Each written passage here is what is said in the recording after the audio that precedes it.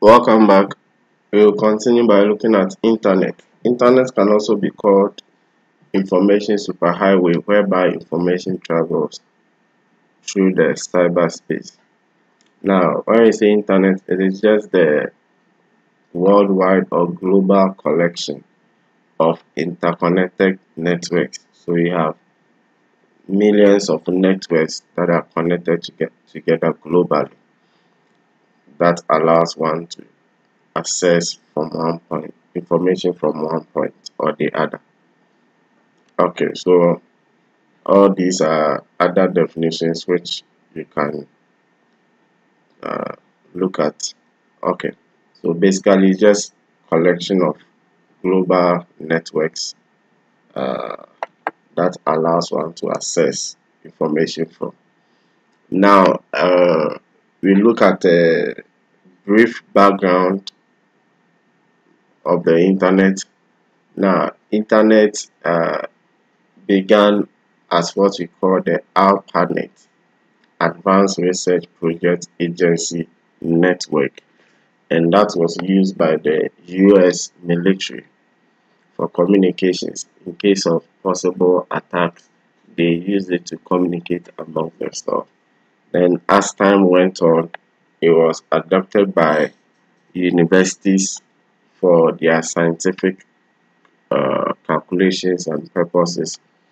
And then, as time also went on further, people who had access to personal computers began to use it to communicate amongst themselves. So it has moved from basically it has moved in three stages. The stage where the military uses for communications moved on to the universities in the US, where they use it for their scientific calculations, and then it moved on to uh, the stage where ordinary people who now got access to computers used it to share information amongst themselves. So that is the brief background behind the internet. It began as ARPANET, which was developed or created by the DARPA, Defense Advanced Research Project Agency. Okay, so like we said before, the internet is a network of interconnected networks, millions of networks joined together. Okay, and because it's a very complex network, once any part of the infrastructure is damaged or destroyed, still it will be operational because data can move through a different channel or through a different path to wherever it wants to go. Okay, now the internet uses what we call high-speed data lines, which is also called backbones to carry data. So all other smaller networks are joined to this bigger backbone uh, on the internet. Okay, so this is what I said before. The successor of the ARPANET is now the internet. So internet has succeeded what was then the ARPANET. Okay, then we move on to the World Wide Web, which in short we call the web. Now, the web provides multimedia interface to resources on the internet. So, with the web, we can access whatever we want on our page, and then on the page can have text, the page can have sound, the page can have video, the page can have animations and what have you. So somebody will ask, what is the difference between internet and the web? The web is the pages you look at or you read from when you are online, and then the internet is the physical connection of the networks. is the physical connection of the networks. Okay, so previously the web was all text based. It was all text based. It didn't have graphics, it didn't have animation, sound, and video. But now you know that we have sound, animations, and all those, and that is what we can have on the web. Then this web was introduced in 1992 at the Center for Research, European Nuclear Research in Switzerland. Okay, and then the one who uh, came up with the World Wide Web or the web is by name Tim Berners-Lee, who is a British researcher. Uh, he is the one who came up with the World Wide Web. Okay, and once you are talking about World Wide Web, we also need to talk about hyperlink. And what does hyperlink do? Hyperlink help us to move from one page onto the other in search of information or whatever we are looking for. So we can use a text or a word as the hyperlink. If it is a text, we normally refer to as the hypertext or the hypertext link. And that is so because you can click on the text and then be moved to a different destination.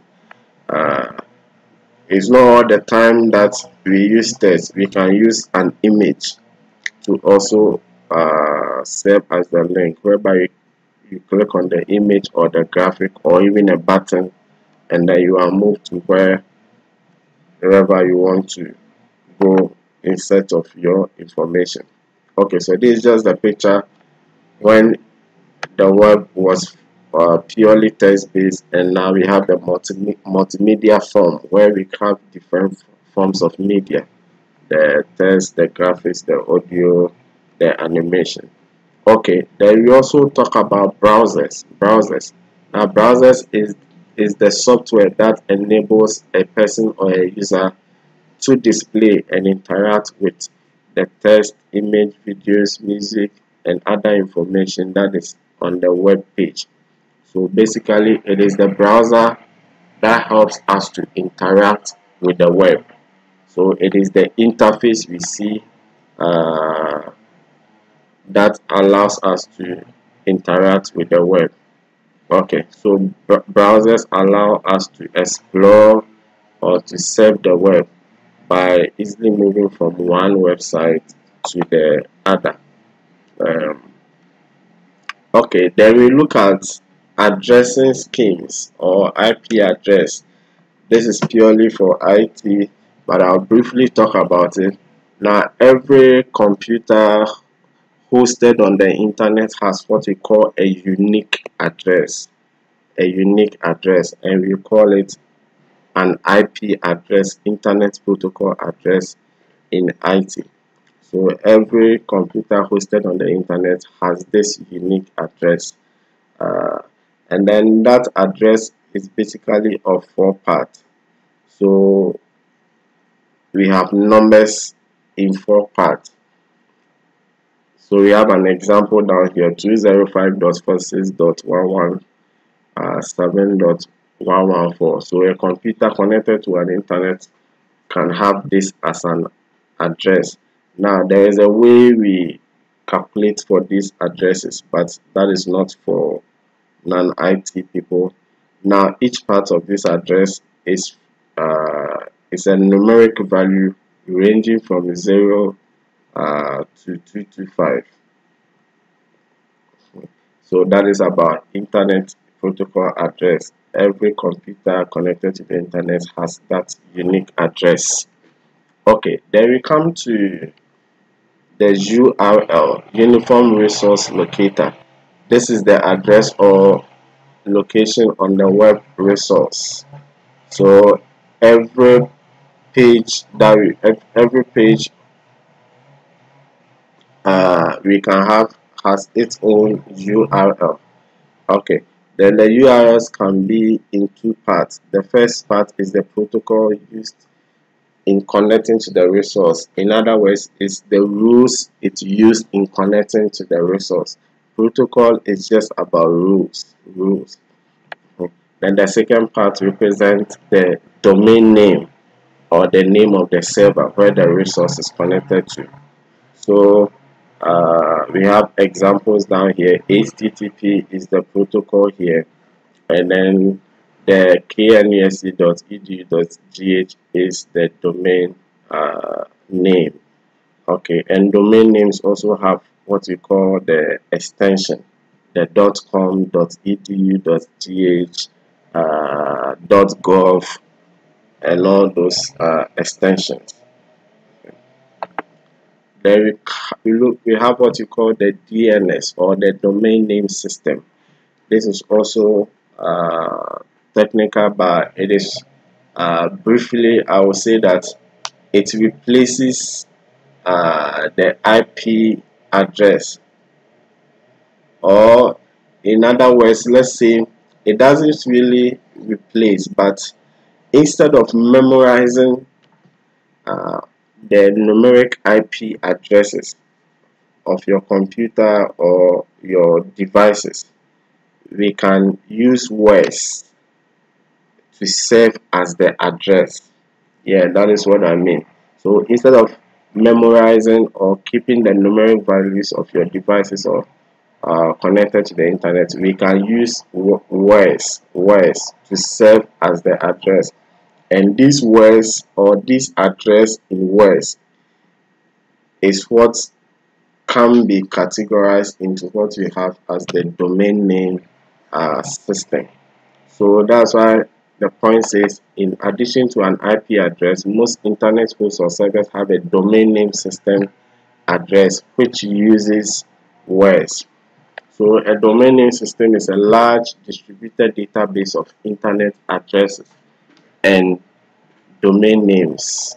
So the domain name substitute for a numeric IP address on the internet. So all this is what I've just said.